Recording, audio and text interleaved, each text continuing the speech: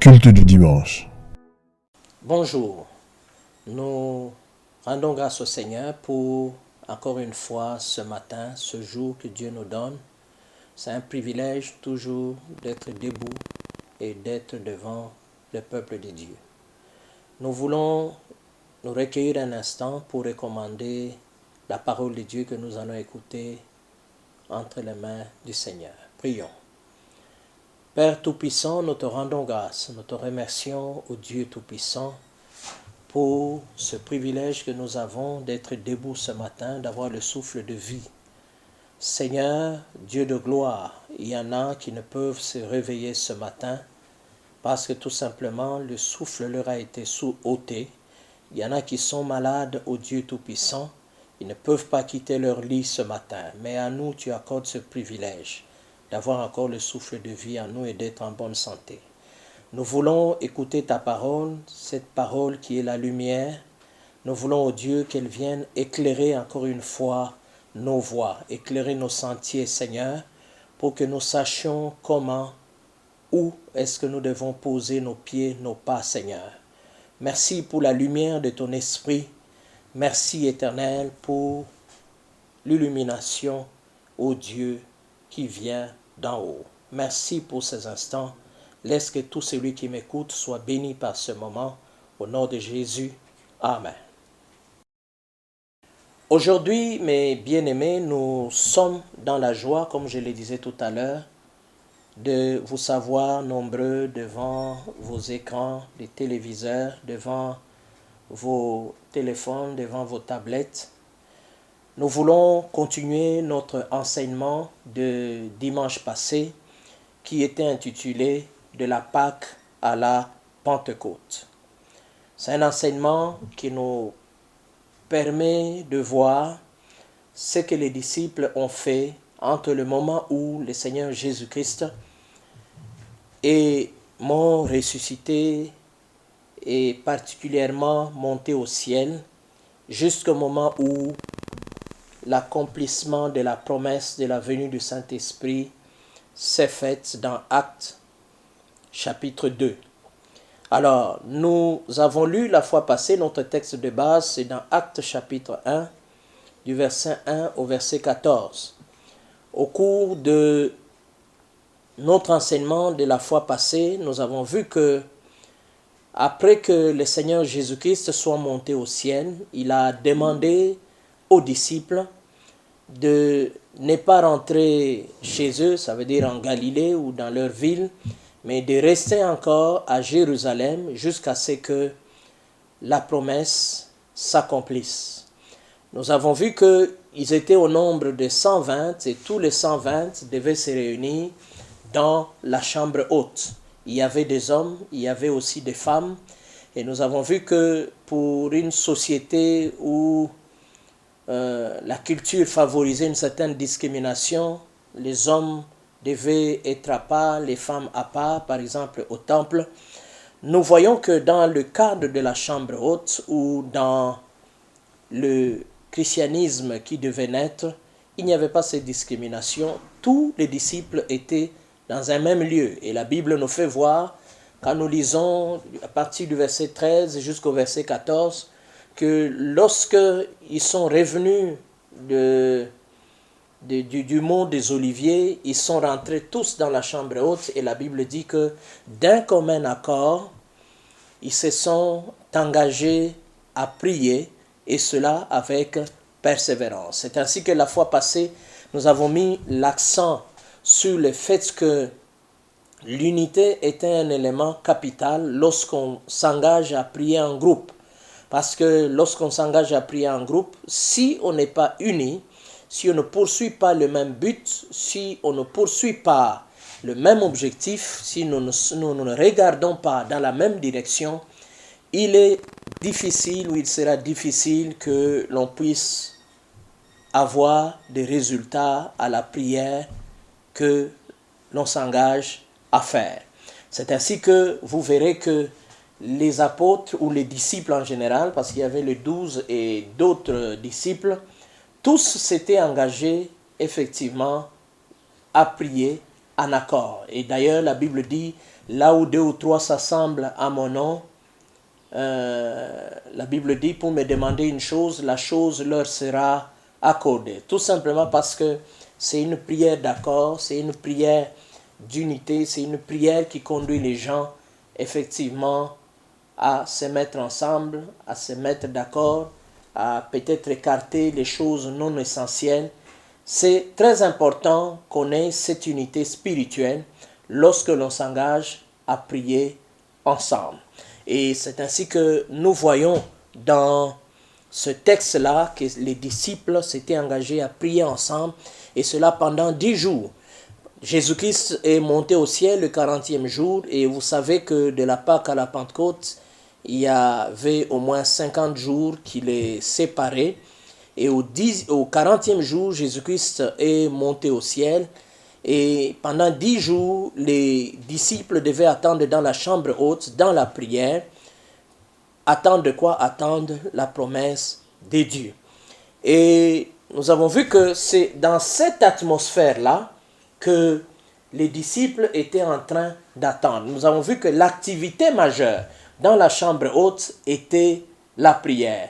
Et nous avons souligné le fait que tout celui qui attend, qui a reçu des promesses de la part de Dieu et qui est en train de les attendre, ce texte nous montre comment est-ce qu'on peut attendre l'accomplissement des promesses de Dieu. C'est principalement dans une attitude ou dans une atmosphère de prière. Vous pouvez créer cette atmosphère-là de prière parce que vous pouvez décider effectivement de prier, de créer cette atmosphère-là. Donc il est très important, lorsque vous attendez les promesses de la part du Seigneur, que vous les attendiez non pas en jouant, non pas en murmurant, non pas en vous plaindre, mais en priant. C'est très important de prier. C'est ainsi que nous avons montré les effets de la prière. Pour souligner aussi l'importance de la prière, nous avons vu principalement 4 effets de la prière. Nous avons vu que la prière donne accès au secret. C'est l'une des choses que nous avons vues. Deuxième chose que nous avons vue dimanche passé, nous avons vu que la prière provoque le secours divin. Troisième chose que nous avons vue, lorsque nous parlions des effets de la prière dimanche passé, nous avons vu que la prière provoque l'intervention angélique. Et enfin, la quatrième chose, le quatrième effet de la prière que nous avons vu dimanche passé était que la prière renforçait la prophétie. Aujourd'hui, toujours parlant de la Pâque à la Pentecôte, comme nous avons commencé à parler de la prière, je vais exploiter le sous-thème la nature des prières. La nature des prières. Mais avant d'aller profondément ou en profondeur de ce sous-thème, j'aimerais quand même donner quelques déclarations que quelqu'un a fait sur la prière. Il y a principalement 4 déclarations que j'ai retenues ce matin pour nous.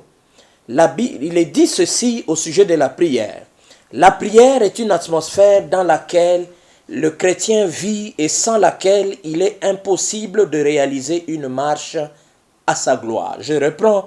La prière est une atmosphère dans laquelle le chrétien vit et sans laquelle il est impossible de réaliser une marche à sa gloire. Donc il est très important que chacun de nous comprenne que la prière est une atmosphère. Et en principe, c'est dans cette atmosphère que nous devons marcher. Il est impossible d'ailleurs de marcher effectivement dans la gloire de Dieu sans cette atmosphère de prière, et cela est très important. Deuxième déclaration sur la prière, elle dit ceci: la prière est une ressource infinie, infiniment précieuse, accordée aux croyants pendant son pèlerinage sur terre.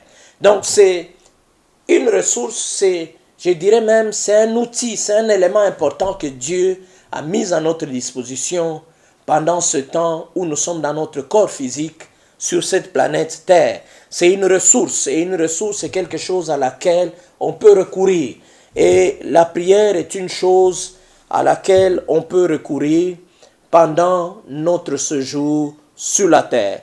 Troisième déclaration sur la prière, elle dit ceci: la prière fait partie de l'exercice de la piété que nous sommes appelés à pratiquer. Parmi les exercices de la piété que nous devons au fait exercer, la prière fait partie de la liste de choses que nous devons observer. Donc, c'est pour vous dire, nous ne devons pas négliger la prière.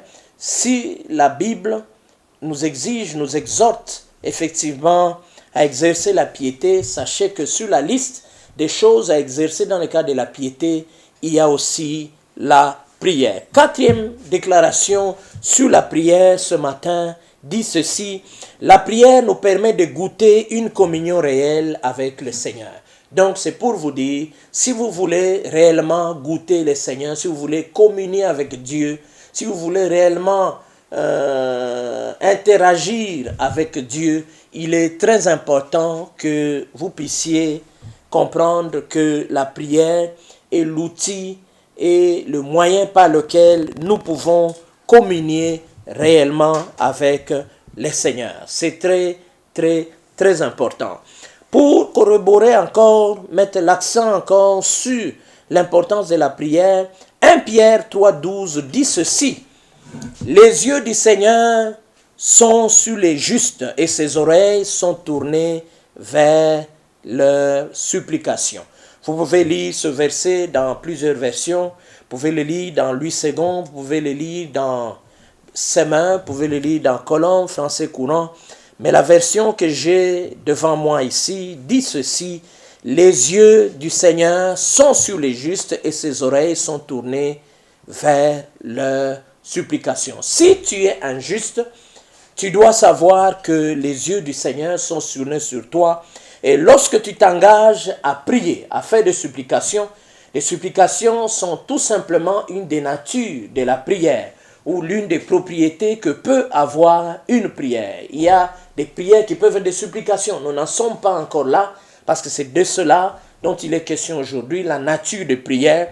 Mais ici, il est question de supplication. Lorsque quelqu'un s'engage à prier, et ici il est question de supplication, il doit savoir que les yeux du Seigneur sont sur lui et ses oreilles sont tournées vers ce qu'il est en train de dire. Ça veut dire, en d'autres termes, que Dieu n'est pas indifférent à ce que tu es en train de lui dire, à ce que tu es en train effectivement de demander auprès de lui. Donc c'est pour nous encourager encore à prier. Donc lorsque nous prions, nous ne perdons pas notre temps.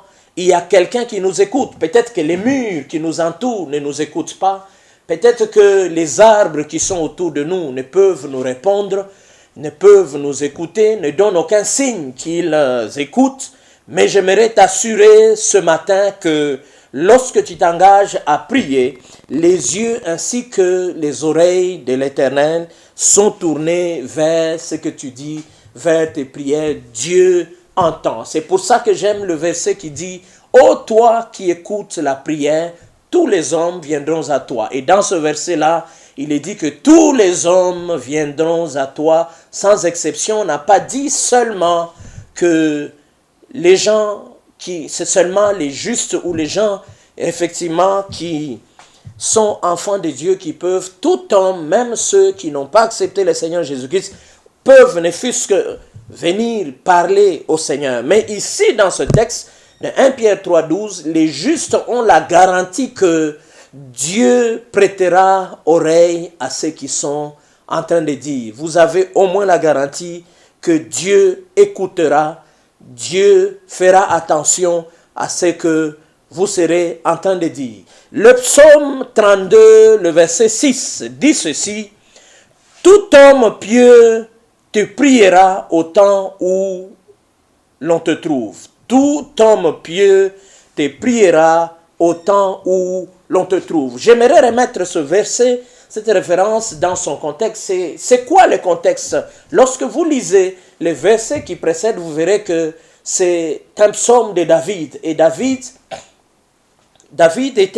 a fait un constat. Et d'après ce constat, David donne une instruction, David donne une recommandation. Il dit ceci, il s'était rendu compte que il avait péché contre le Seigneur, mais ce qu'il devait faire, c'était, il devait venir auprès de Dieu et faire une prière de confession. La nature de la prière que David devait faire, dans ce cas-là, c'était une confession. Mais il ne l'a pas fait. Il a pris tout son temps pour le faire. Il a pris, alors que le moment était là, indiqué pour qu'il le fasse. Et il a constaté certains effets dans son corps. Il a vu que ça n'allait pas. Et il sentait qu'au-dedans de lui, les choses n'allaient pas, ne tournaient pas bien. Il a utilisé des langages un peu métaphoriques dans les versets qui précèdent. Mais ce que j'aime ici, c'est que après le conseil, il s'est rendu compte qu'il a perdu son temps en ne priant pas, en ne venant pas parler à Dieu. C'est ainsi qu'il recommande, il dit, il est très important que tout homme pieux ou tout juste ou tout homme fidèle apprenne à prier quand c'est le bon moment, apprenne à prier quand il le faut. Or, quand est-ce qu'il faut prier? Il faut prier quand tu es dans le besoin de le faire, quand il y a une nécessité, quand les circonstances exigent que tu pries. C'est en d'autres termes ce que David est en train de dire. Donc, nous ne devons pas hésiter. Lorsque nous nous retrouvons dans des circonstances qui exigent que nous puissions prier, lorsque nous nous retrouvons dans des circonstances où Dieu attend que nous puissions lui parler, où Dieu attend que nous puissions nous exprimer, où Dieu attend que nous venions auprès de lui, soit nous nous humilions, soit nous faisons des requêtes, il est très important que nous venions à ce moment-là. Dieu est toujours disposé. Dieu nous attend. Dieu n'est pas parti en voyage. Dieu n'est pas en congé. Dieu ne dort pas. La Bible dit, celui qui veille sur Israël ne dort ni ne sommeille. Quelle que soit l'heure à laquelle vous sentez la nécessité de parler à Dieu, de vous confier à Dieu, faites-le. C'est le moment favorable pour le faire. La Bible dit d'ailleurs, c'est maintenant, c'est aujourd'hui le temps favorable. Donc, saisissez l'occasion chaque fois que c'est nécessaire pour prier. Et la Bible dit que tout homme pieux, dans d'autres versions on dit tout homme juste, dans d'autres versions on dit tout homme fidèle te priera au temps où l'on te trouve. Il y a des moments où on peut trouver le Seigneur et j'aimerais vous dire que Dieu est disposé à ce qu'on le trouve. À partir du moment où il met en nous, où il y a ce besoin en nous, où le Saint-Esprit met en nous ce besoin de lui parler, sachez que Dieu est disponible. Dieu n'éteint pas son téléphone pour qu'il ne soit pas joignable. Il ne fait pas comme nous les hommes. Des fois, nous éteignons nos téléphones pour que les gens ne puissent pas nous joindre, pour que les gens ne puissent pas nous embêter avec leurs problèmes. C'est pour ça qu'il est très important que nous comprenions que la prière reste et restera une des activités majeures de tout disciple du Seigneur. À partir du jour où tu acceptes le Seigneur Jésus-Christ, jusqu'au jour où nous quitterons cette terre, la prière sera toujours et restera une activité majeure. La Bible dit ceci. Vous verrez que la prière est un élément majeur même dans la vie de l'apôtre Paul. Vous verrez que dès les premiers pas de sa foi, l'apôtre Paul a commencé à prier. Il était déjà dans cette atmosphère de prière. La Bible dit ceci. Lorsque le Seigneur envoie Ananias pour chercher Saul de Tarse à Damas, Dieu dit ceci à Ananias, il dit, voici il prie. Nous sommes dans Acte 9, le verset 11. Il dit, voici il prie. C'est ce que l'apôtre Paul était en train de faire dès les premiers jours de sa marche dans la foi chrétienne avec le Seigneur. L'apôtre Paul était en train de prier. C'était l'une des activités majeures qu'il était en train de faire. Et Dieu précise à Ananias, il dit, l'homme vers chez qui je t'envoie, il prie. L'apôtre Paul, il n'était pas en train de murmurer, il n'était pas en train de se plaindre, mais la Bible dit, il n'était pas en train de se promener, allant chez les voisins, allant par-ci, par-là. La Bible dit, et c'est le témoignage de Dieu lui-même, il dit, il prie, il prie. Et c'est très important que chacun de nous soit dans cette atmosphère de prière. Mais ce matin, j'aimerais aussi ajouter un autre élément, parce que nous parlons de la nature de prière. Qu'est-ce qu'une nature? La nature, ou le terme nature, c'est un terme qui a plusieurs sens. Comme on dit bien, c'est un terme polysémique, ça veut dire qu'il y a plusieurs sens.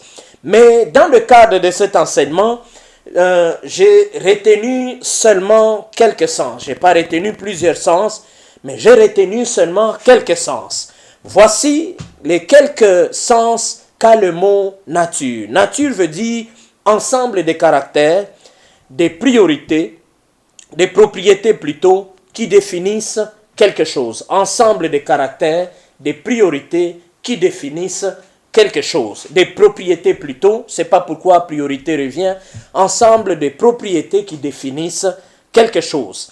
Une autre définition du mot, du terme nature, c'est la composition et la matière d'une chose.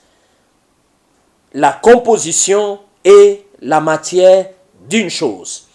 Une troisième définition de ce mot nature dit ceci: ensemble de propriétés fondamentales d'un être ou d'une chose. C'est ainsi que, à cause de cela, vous verrez que les synonymes du mot nature, c'est des mots tels que, des termes tels que essence, caractéristique, modèle, propriété, qualité. Donc, lorsque nous parlons de la nature des prières, nous parlons au fait de l'essence des prières, nous parlons des caractéristiques des prières, nous parlons des propriétés des prières, nous pouvons même aller plus loin, nous parlons des qualités des prières. Et cela est très important.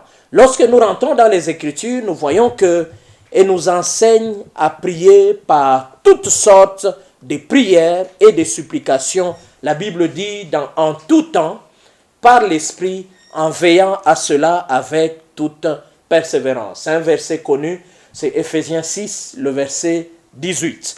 Et la Bible parle de toutes sortes de prières. C'est pour vous dire que dans la parole de Dieu, il n'y a pas qu'une seule sorte de prière.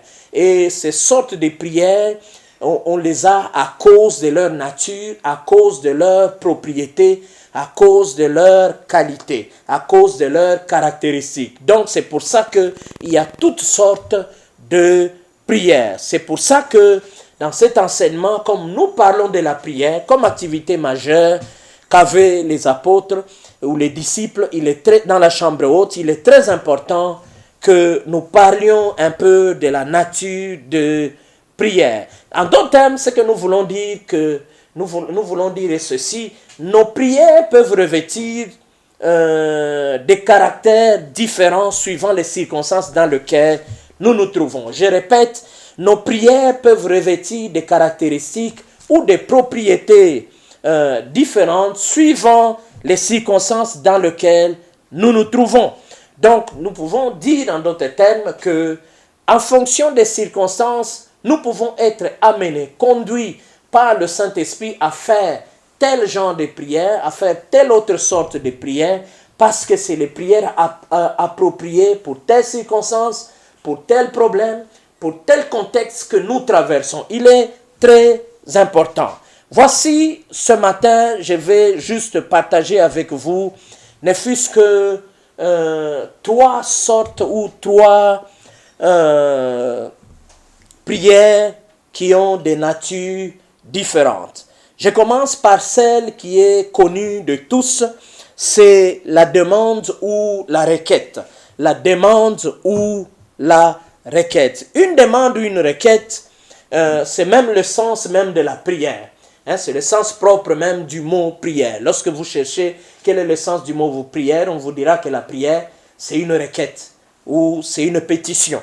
Donc c'est le sens même le sens même du mot prière. Lorsqu'on parle d'une demande ou d'une requête, au fait, c'est par cette voie ou c'est le fait effectivement d'exposer ses besoins en demandant à Dieu à pourvoir à ce qui nous fait défaut.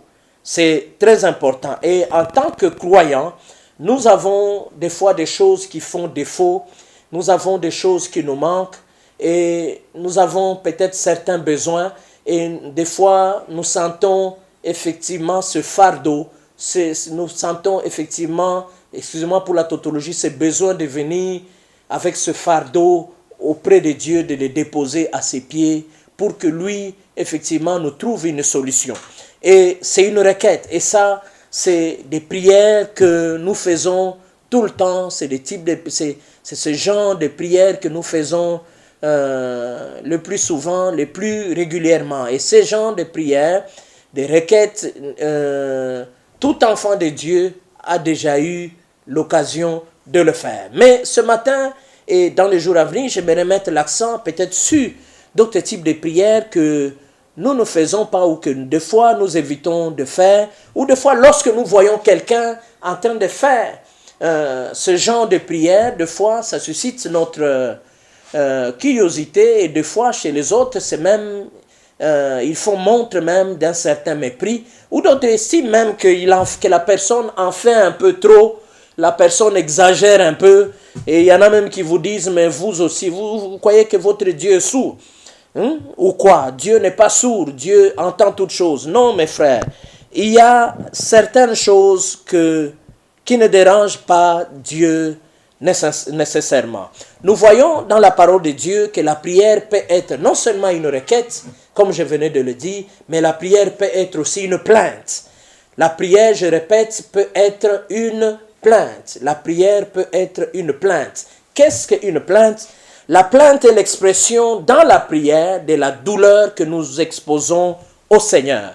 La plainte est l'expression dans la prière de la douleur que nous exposons au Seigneur.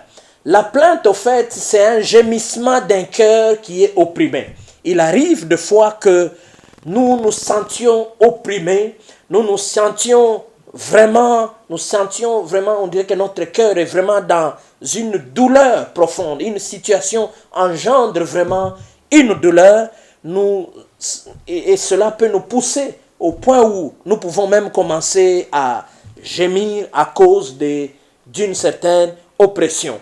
Et dans la Bible, nous avons des gens, effectivement, dont la prière était une plainte, ou la propriété ou la nature de leur prière, lorsqu'ils l'ont adressée à Dieu, était une plainte. Nous avons par exemple Anne, la mère de Samuel, qui à un moment donné était même incomprise par le prophète Élie. Et elle était obligée à un moment donné de lui dire ceci: je suis une femme qui a l'esprit accablé. Et elle dit encore: c'est dans la grandeur de ma plainte et de mon chagrin que j'ai parlé jusqu'à présent. Je reprends: je suis une femme qui a l'esprit accablé. Son esprit était vraiment très accablé. Elle dit: c'est dans la douleur de ma plainte, c'est dans la douleur de ma plainte et de mon chagrin que j'ai parlé jusqu'à présent. Nous sommes dans nous sommes dans 1 Samuel plutôt, le verset 15 et 16. Et c'est là qu'elle dit cela. Nous voyons que cette femme qu'on a pris pour une personne ivre par le serviteur de Dieu, en réalité, elle n'était pas ivre. En réalité, elle était rongée. Elle était rongée par la douleur. Et cette douleur l'a conduit même à parler à Dieu. Sa prière, c'était une plainte. Elle dit même: c'est dans la grandeur de ma plainte. Donc elle était en train de se plaindre auprès de Dieu. Non seulement il n'avait pas d'enfant, mais sa rivale était en train de la mortifier chaque jour, à tout moment. Elle était très méchante à son endroit. Et cela, vraiment, à un moment donné, peut-être qu'avant, elle demandait calmement au Seigneur, mais à un moment donné, elle dit: mais Seigneur, ça n'est trop. Elle a commencé à se plaindre, parce que peut-être elle a fait plusieurs choses pour essayer effectivement d'attirer la faveur de Dieu. Elle a eu l'impression que ça ne venait pas, ça ne produisait rien. À un moment donné, sa prière est devenue presque une plainte. Et elle le dit même au serviteur de Dieu. Elle ne le cache pas, elle est sincère. Elle dit ce qu'elle était en train de dire à Dieu, ou quel était l'état de son cœur, de son âme, lorsque elle était en train de s'exprimer devant le Seigneur. Nous voyons aussi David dans le psaume 55, le verset 2, qui écrit ceci, qui dit ceci: écoute-moi, réponds-moi, je m'agite dans ma plainte et je me lamente. Et vous voyez, ça, quand un homme comme David arrive aussi à dire ça, avec la connaissance qu'il avait de Dieu, c'est que le contexte, la situation qu'il était en train de traverser, c'était vraiment une situation très difficile, très difficile. Et des fois, tu as besoin que Dieu intervienne. mais des fois tu as l'impression que Dieu n'intervient pas, ou tu as l'impression que Dieu tarde. Et tu es tellement oppressé, tu es tellement... tu as tellement la douleur, et c'est une douleur intérieure qu'on ne sait pas voir des fois au visage, c'est une douleur intérieure. Et David était obligé de dire, Seigneur, écoute-moi et réponds-moi. Vous comprenez? Il dit, écoute-moi et réponds-moi. Quand quelqu'un commence à se plaindre comme ça, arrive à ce point, c'est que à un moment donné, il a prié, il a eu l'impression que Dieu ne réagit pas, il n'y a aucun signe du ciel. À un moment donné, il hausse le ton, il dit, écoute-moi et réponds-moi. Je m'agite dans ma plainte et je me lamente. Il est sincère, il ne cache pas ses sentiments à Dieu. Il dit, je m'agite. Quelqu'un qui se plaint, c'est quelqu'un qui à un moment donné, il s'agite, il dit, je m'agite dans ma plainte et je me lamente. À un moment donné, ça s'est transformé, sa plainte, et en même temps combiné avec un peu de lamentation. Lorsque vous lisez tous les psaumes 102, vous verrez que tous ces psaumes est une plainte. Tous les psaumes 102 est une plainte. J'aimerais vous lire juste quelques versets. Voici comment d'ailleurs ça commence. C'est une prière. Il dit, Éternel, écoute ma prière. Vous voyez, c'est une prière, mais quel genre de prière ou quelle est la nature de cette prière? C'est une plainte. Ce psaume est une plainte. Il dit, Éternel, écoute ma prière et que mon cri parvienne jusqu'à toi. Ne me cache pas ta face au jour de ma détresse. Incline vers moi ton oreille quand je crie. Hâte-toi de m'exaucer. Vous voyez quelqu'un qui se dit, hâte-toi de m'exaucer, Seigneur. Comment tu tardes comme ça? Et puis il dit, incline vers moi ton oreille quand je crie. Hâte-toi de m'exaucer, car mes jours s'évanouissent en fumée et mes os sont enflammés comme un tison. Mon cœur est frappé et se dessèche comme l'herbe. J'oublie même de manger mon pain. Mes gémissements sont tels que mes os s'attachent à ma chair. Vous comprenez? Vous pouvez lire le reste de ce psaume-là. Ce psaume-là est une prière, mais la nature de cette prière-là, c'est une plainte. Il arrive dans certaines circonstances, c'est pour ça que je vous disais, la nature ou les caractères de la prière dépendent aussi du contexte que traverse celui qui est en train, effectivement, de faire cette prière. Des fois, il y a des contextes qui nous poussent, effectivement, ou qui exigent que nous fassions une prière dont la nature est une plainte, parce qu'on en a marre. D'ailleurs, à ce moment-là, on ne te dira pas nécessairement de le faire. Tu vas sentir que les circonstances exigent que tu le fasses. Si cela est arrivé à David, si cela est arrivé à Anne, cela peut aussi encore nous arriver. Mes frères, ne vous moquez pas de celui qui se retrouve dans un contexte, qui vit un contexte où il est obligé de faire une prière dont la nature est une plainte. C'est très important. Il y a aussi le cri. C'est une autre nature que peut revêtir la prière. La prière peut être un cri. Qu'est-ce que le cri dans ce cas-ci? Le cri est un appel pressant par lequel on réclame un secours immédiat.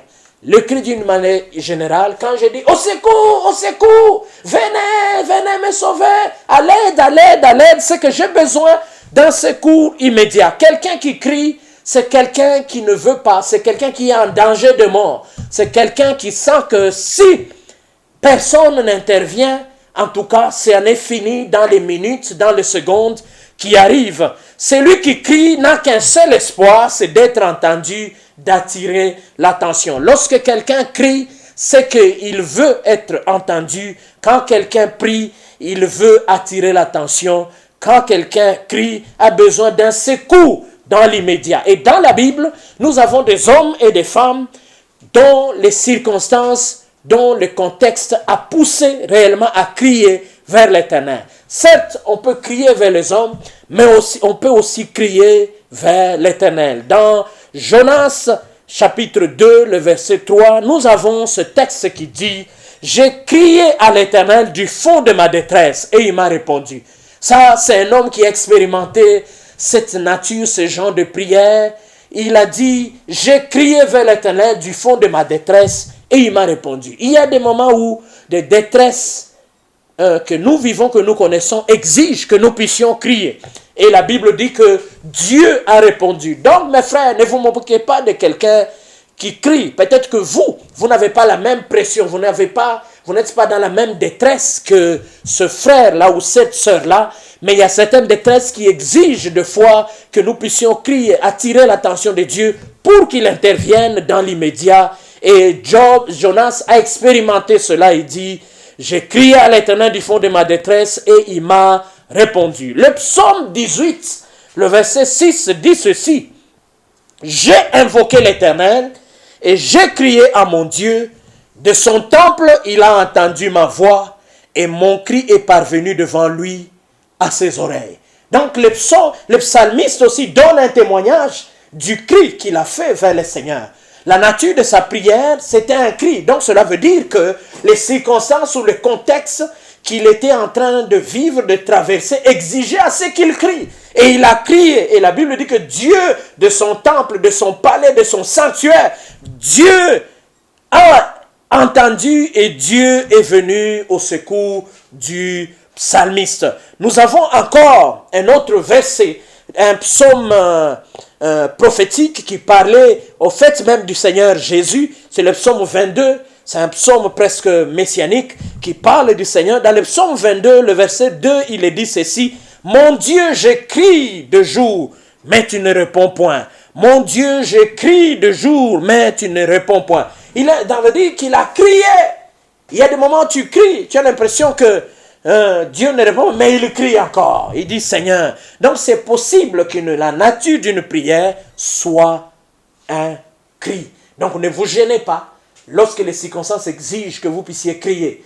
Même si le voisin trouve que vous exagérez. Mon frère, il ne vit pas, il ne passe pas par les circonstances que vous connaissez. C'est pour ça, mon frère aussi, lorsque vous entendez quelqu'un en train de crier, ou lorsque vous entendez quelqu'un qui est en train de se plaindre, mes frères, ne le prenez pas pour un fou, ne le méprisez pas, mes frères, vous ne savez pas par quoi il passe. Des fois, ce sont les circonstances qui veulent à ce que notre prière revêtisse certains caractères. Des fois, les circonstances peuvent exiger à ce que ta prière revête le caractère d'une plainte. Les circonstances peuvent faire en sorte que, effectivement, ta prière revête le caractère d'un cri. Nous traversons un moment de crise. Nous ne vivons pas tous de la même manière une crise. Nous ne vivons pas de la même manière, effectivement, certaines situations. Mais si pour toi ça exige que tu cries, mon frère, crie auprès du Seigneur. Ne te retiens pas, crie. Si cela exige que tu te plaignes, en fonction de ce que cela a pris comme temps, en fonction de ce que cela engendre comme complication dans ta vie, mon frère, parle, plains-toi, crie. Dieu ne trouvera pas que tu as fait ou il a atteinte à son autorité. Ces prières-là, nous les trouvons dans la Bible. Des hommes et des femmes ont prié de cette manière-là et Dieu est venu à leur secours. Nous nous arrêtons là pour aujourd'hui. Que Dieu vous bénisse et nous nous inclinons dans la prière. Père Céleste, ce matin, nous te disons merci. Nous te rendons grâce. Parce que c'est toi qui dis, ô toi qui écoutes la prière, tous les hommes viendront à toi. Seigneur, il est convenable pour l'homme fidèle qu'il prie lorsque, ô Dieu peut se trouver. Nous savons, Dieu de gloire, que toi, tu ne vas jamais en congé, tu ne donnes une sommeil. Tu es disposé à écouter nos prières, que ce soit le jour, que ce soit la nuit. D'ailleurs, qu'est-ce que le jour, qu'est-ce que la nuit pour toi? Parce que pendant qu'il fait jour ici, Éternel, il fait nuit ailleurs. Et pendant qu'il fait, Éternel, Dieu Tout-Puissant, nuit ici, Éternel, il fait jour ailleurs, Éternel. Donc c'est pour ça, ô Dieu Tout-Puissant, ces notions de temps, de jour et de nuit, on ne peut te les appliquer. Tu es joignable à tout moment, Seigneur. Qu'est-ce que soit la nature, ô Dieu de la prière de mon frère, quel que soit, ô Dieu Éternel, le caractère que revêt sa prière à cause des circonstances, à cause de la pression éternelle que mon frère est en train de subir, je te prie, ô Dieu, écoute sa prière et exauce sa prière. Que sa prière soit un cri, que sa prière soit une plainte, que sa prière soit une requête, une pétition normale. Seigneur, je te prie, écoute sa prière, Seigneur. Laisse que, oh Dieu, tout celui qui se retient, tout celui qui ne peut s'exprimer librement, sincèrement devant ta face, qu'il se sente libre, oh Dieu, par cette prière éternelle, par cette parole, oh Dieu, qu'il soit poussé à entrer dans une autre dimension de la prière. Nous te disons merci, Seigneur. Nous te disons merci, ô Dieu. Exauce les prières de tout celui qui te priera, Seigneur, aujourd'hui, dans les jours à venir, dans les semaines à venir, Seigneur. Merci, ô Dieu. Merci, Seigneur. Nous te disons merci. Nous te recommandons, ô Dieu de gloire, le reste de cette journée. Nous te recommandons cette semaine. Écoute les prières, ô toi vers qui les hommes viennent. Merci, Seigneur. C'est au nom de Jésus que nous avons ainsi prié. Amen.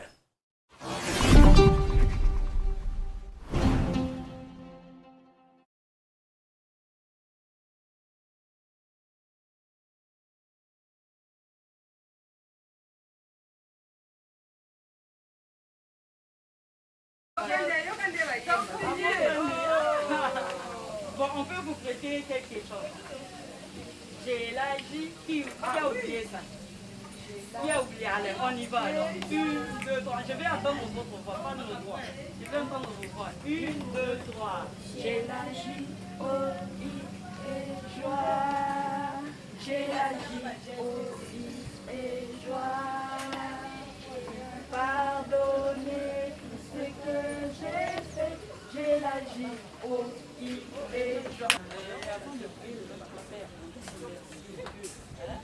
parce que le corona, vous avez vu, il y a des gens qui meurent.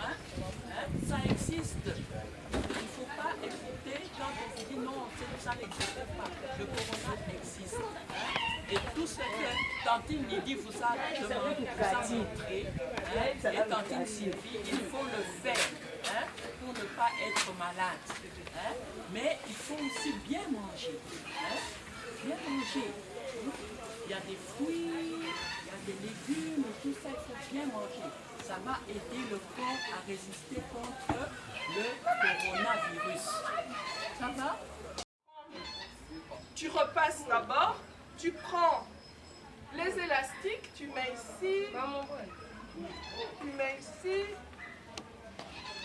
et tu peux sortir. Comme ça, tu es protégé, d'accord? Mais il ne faut pas toucher ici, parce que si le microbe est venu ici, tu vas toucher ici, le microbe sera où?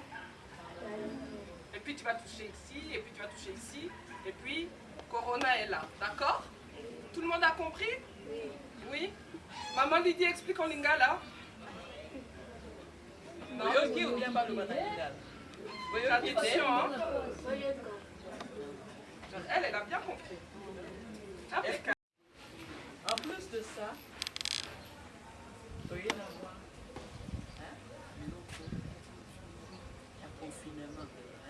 C'est pas dans la vie. Tu fais ça après, maman, c'est là. Il y a un confinement. Vous battez là, on va dans la vie. Et là, comment on peut eza malamu mpona maladi wana kokuna omoni ndenge toza na saison ya bafruit baorange bacitron alibisa eza mpe tante ya 50 francs ya 100 francs chez osombi ata lilala mibale okati yango par 4 okaboli mibale po vitamine C wana renforcer babengaka système immunitaire. Donc c'est-à-dire soki malade eye nzoto ekoka kobunda na yango ekoka. Amen.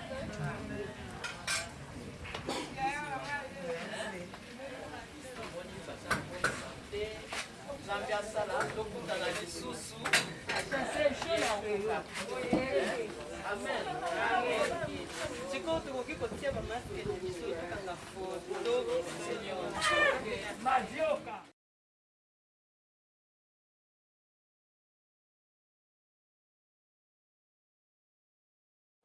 Nous a demandé de prier notre Père. Prions notre Père.